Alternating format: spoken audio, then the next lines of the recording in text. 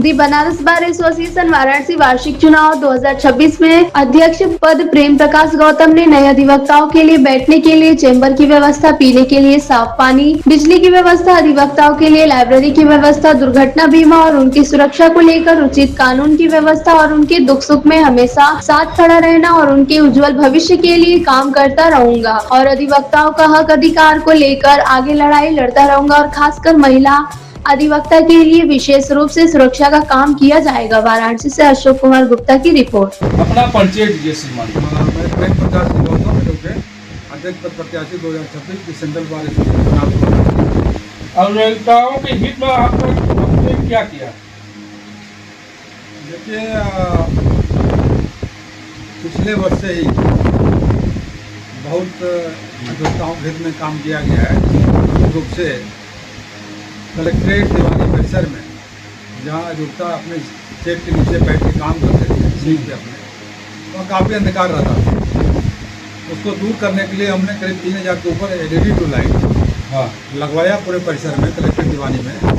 आज भी चल रहा है और जहाँ कुछ भी खराबी थी उसको पुनः सही कराया गया।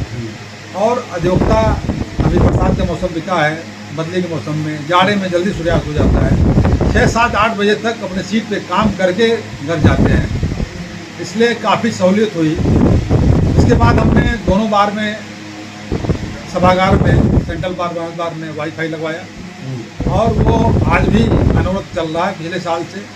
उसका भी युवा अधिवक्ता भाई और हमारे वरिष्ठ अधिवक्ता केस लाभ वगैरह खोजने में दिक्कतें होती थी, तुरंत वो उपलब्ध हो जा रहा है। नेट प्रॉब्लम काफ़ी दूर हो गया और नेटवर्क प्रॉब्लम काफ़ी दूर हो गया, उससे काफ़ी सहूलियत हो रही है।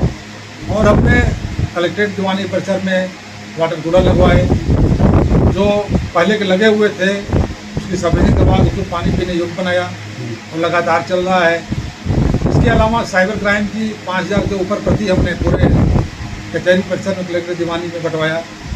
हर सीट पर जाके खुद दिया अधिवक्ताओं को, क्योंकि आजकल साइबर क्राइम बहुत तेज़ी से अपराध बढ़ा हुआ है, ताकि इससे सब लोग जागरूक हों और उनको जानकारी हो सके कि अगर हमारे साथ कोई साइबर अपराध हो रहा है, क्योंकि नया ये अभी एक्ट आया हुआ था, तो मेरा ये मानना था कि अगर ये हम हर अधिवक्ताओं तक पहुंचाएंगे तो इससे काफ़ी सहूलियत होगी।